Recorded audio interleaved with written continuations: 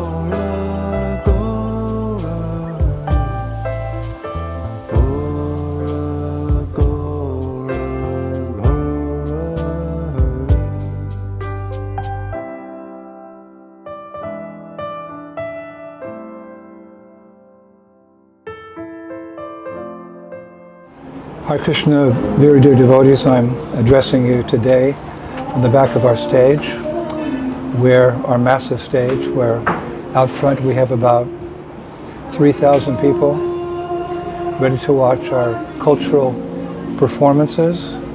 Very satisfying for the hearts of the Vaishnavas to see so many people coming forward. Srila Prabhupada said one time that we will take the world over by culture. And when you think of culture, what do you think about? Well, you think about music, theater, dance, philosophy, good food. And we have the best of all of that in our Krishna conscious movement, in our Gaudiya Vaishnava tradition. And here along the Baltic Sea coast for the last 35 years, we're doing our best to present that culture as it is. My experience is that the cultural aspects of Krishna consciousness really touch the people's hearts and bring forth bhakti, spiritual emotions. They may not realize who's the Supreme Personality of Godhead, but they love the food. The theaters are very attractive, they're well rehearsed, they're professional, and they're devotional. Many of our acts bring forth that feeling of Krishna consciousness in the hearts of the people. So it's so nice presenting Krishna consciousness in this way. The Sankirtan movement means, I've explained this before, Sam means complete and Kirtan means to glorify the Lord. So Sankirtan is the complete glorification of the Lord. It means that everyone in this movement has something to offer the Sankirtan movement. And Prabhupada liked this cultural approach. It was more simple in the early days. I think the pioneers who get the credit for this cultural approach was the Vaikuntha players. Prajapati Prabhu headed that up in the 1970s, and Prabhupada would attend those little dramas, those little theaters, and he appreciated it. I remember after one theater, I saw it online, he joked about Mr. Hiranyakashipu, how he was performing. So Prabhupada encouraged the Vaikuntha players to continue like that. So we're taking up where they left off.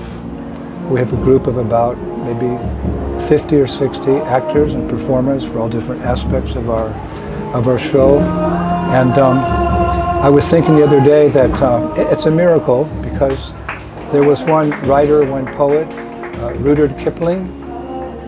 He once said, "East is east and west is west, and never the twain shall meet, never the two shall meet." We can understand that in the 19th century, how the world was. It wasn't possible. But Srila Prabhupada proved him wrong by leaving India and coming to the West and transplanting, you could say, Vedic culture, more specifically our Gaudiya Vaishnava tradition, the movement of Sri Chaitanya Mahaprabhu in the Western countries. You could say he synthesized the East and the West, because our performance here, you could say it's not strictly Vedic. Like Prabhupada was very innovative in his preaching. We know that when he came to the West, he allowed ladies to live in the temple. That wasn't happening in India during those days, ever before. Ladies would go out and preach Krishna consciousness on the street. They received Gayatri Mantra. Sannyasis could dress in Western clothes to preach in certain places of the world where it wouldn't be applicable to wear sannyas dress. In so many ways, Prabhupada was innovative. We also have to be innovative without sacrificing our core tradition. This is the art of preaching. As every epoch, as the ages change, we have to adapt Krishna consciousness so that the general public can be attracted. Again, without sacrificing our core values. Here in our tour, we're out on Sankirtan dressed in dhotis and saris with tilak and neck beads and shaved heads and flower garlands, and we're chanting and dancing, and people come to our festival. We have different booths and different attractions. We teach yoga, we have a gift shop, we have a book shop, we have a face painting, we have cooking demonstrations. It's all just pure Krishna consciousness. But we found that on our stage programs, we adapt a little bit so that we get the attention of the people and they feel comfortable.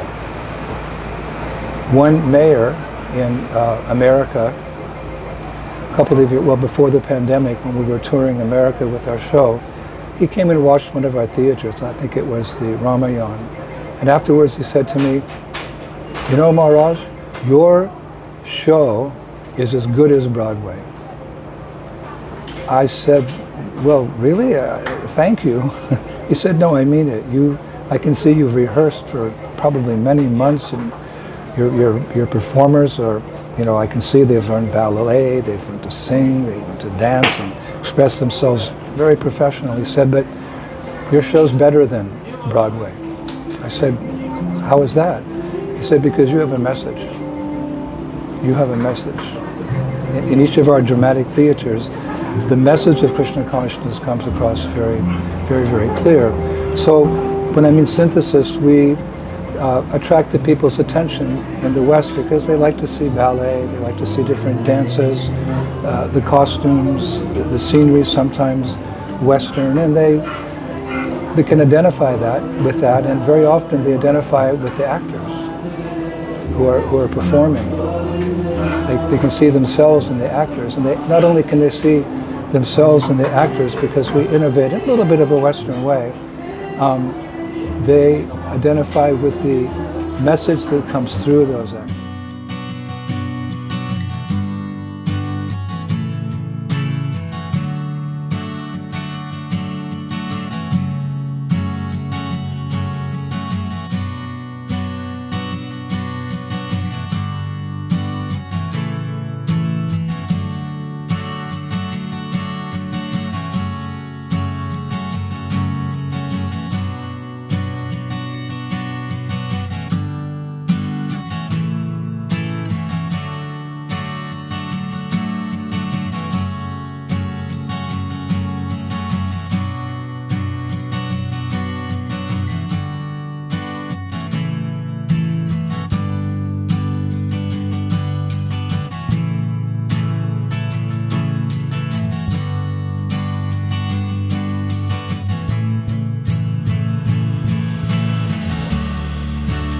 Hare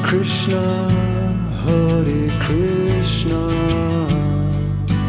Krishna Krishna, Hare Hare, Hare Rama, Hare Rama, Rama Rama, Hare Hare, Hare Krishna, Krishna Krishna, Hare Hare, Hare Rama, Hare Rama, Rama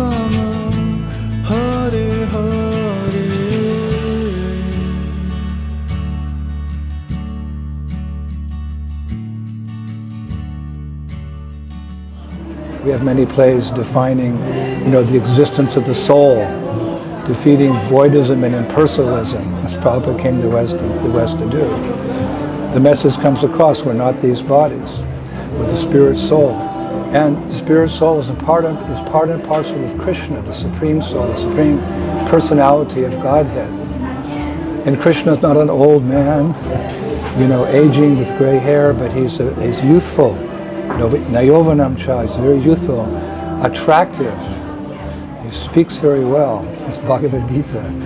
And he's charming, he's debonair. He's lovable. So in this way we have, theaters which are a synthesis of Western culture and Eastern culture, so people can watch it and then identify with some spiritual message. And we have straightforward Krishna conscious plays like the Ramayana or Mahabharata. Like this, we're mixing in such a way that people get the message. And therefore we've proved Mr. Kipling wrong. Excuse me, Mr. Kipling, we've proved you wrong. You said east is east and west is west, and never the twain shall meet. Prabhupada had the courage to leave India and prove you wrong, because this movement is actually for the whole world. Although our culture appeared in India, it's not Indian. Our culture is the culture of the spiritual world. Even beyond Vaikuntha, our culture is the culture of Goloka Vrindavan. That's our culture. And that's the natural state of every living entity, to be Krishna conscious. So what we're doing is we're introducing neither Eastern culture or Western culture, we're introducing the culture of the spiritual world. And if it's done in a very attractive, very colorful, very festive, professional and devotional way, people can identify with it. So therefore, during our programs, after our festival's over, I go to the book table and I ask how many books have been distributed. And every festival, between 25 and 50 Bhagavad Gitas have been sold. And I'm very busy throughout the festival actually writing a dedication and signing the books like this with the date, because I tell the people, you can. This is what you can take home from your summer vacation, something worthwhile that'll guide you through this life and on to the spiritual world. It's the most valuable thing you can bring home, more valuable than your tan, which will fade away in a few days. So we're very happy of trying to fulfill this particular prophecy of Srila Prabhupada that will take the world over by culture. Not only our stage show, but the whole atmosphere of the festival is just pregnant with Krishna consciousness. And we actually thank the people. We thank the people for coming, because what would Sankirtan be without the people? They're all our brothers and sisters. They're the lost sheep, the black sheep wandering in this world. But we see them as our brothers and our sisters, and we actually love the people. We truly do. During the pandemic, I missed many things in Krishna consciousness, but I really missed the people. One of our acharyas, I believe it was Baladev Vidyabhusana, he's written that the Sankirtan movement of Sri Chaitanya Mahaprabhu is even more attractive in the material world than it is in the spiritual world. In the spiritual world, there's a part of Goloka, Svetadweep, where Sri Chaitanya Mahaprabhu and his Sankirtan party, uncountable pure devotees of the Lord, are having kirtan and performing with Mahaprabhu in his pastimes. Some pure devotees I was reading, they have an identity in Krishna's pastimes there and also in Chaitanya Mahaprabhu's pastimes. It's quite deep and mystical. But even then, Baladev Vidyabhusana says the Sankirtan movement in the material world is even more attractive. Why? Because of the background of the darkness of ignorance in this world. What does that mean? Well, we learn that in theater. When we're doing a performance, we have a black backdrop so that the actors stand out in their beautiful outfits and costumes, very colorful costumes. If you have a colorful background and colorful artists, it all kind of merges. So this is one technique in theater. You have a dark background and silhouettes everything. very nicely. So in that way, with the background of the darkness of ignorance in this world, Sri Chaitanya Mahaprabhu's pastimes are very attractive. And it's so satisfying to the heart to see the people of Kali Yuga, Kalo Subdha Sambhavan, very, very fallen to various degrees, just to capture their attention and see this beautiful dance, this beautiful theater, this poem that we heard, or this lecture we heard, or this food that we tasted. It just opens their hearts like the lotus flower blossoming with the sun. With this experience, we see people actually awakening to Krishna consciousness. This is a miracle of Chaitanya Mahaprabhu. So we also thank the people for coming and seeing them experience this wonderful world of Krishna consciousness. And I often think that I could do this for many births, because Baldev Bhusana said that the Sankirtan movement is more attractive here. And actually we're here to fulfill Prabhupada's mission, to give everyone an opportunity somehow to take up Krishna consciousness. Rupa Goswami says that somehow or other, get people to become attracted and take up Krishna consciousness. So we're doing it through the transcendental medium, and we're very happy to do it until Srila Prabhupada is satisfied that the Sankirtan movement has touched the hearts of everyone on this earth planet and beyond. Bhaktivinoda Thakur said he wouldn't be happy until the 14 worlds were chanting Hare Krishna. So we found that this cultural approach is working.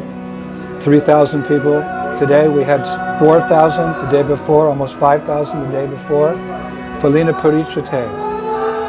We judge something by the result. Yes, we're innovating, keeping our core tradition. The result is thousands of people are coming and enjoying and taking the experience home with them with Srila Prabhupada's books. And saris. We have a kirtan at the end. Anyone who participates in the kirtan, we dress them in a sari, they get to keep it. Some people have been coming 10, 20 years. One lady said, I have 15 saris. I started when I was a little girl. So like that. They leave the festival in saris, with gopi dots, Bhagavad Gita. Jai Srila Prabhupada. May we please you birth after birth with the Sankirtan movement. Thank you so much, Prabhupada, for giving us this opportunity to spread Krishna consciousness. Thank you, Prabhus. We'll be back with more videos later in the summer. Shri Krishna Sankirtan Yajna Ki, conquer the world by culture. Srila Prabhupada Ki, all the people Ki, Gaur Premanandi.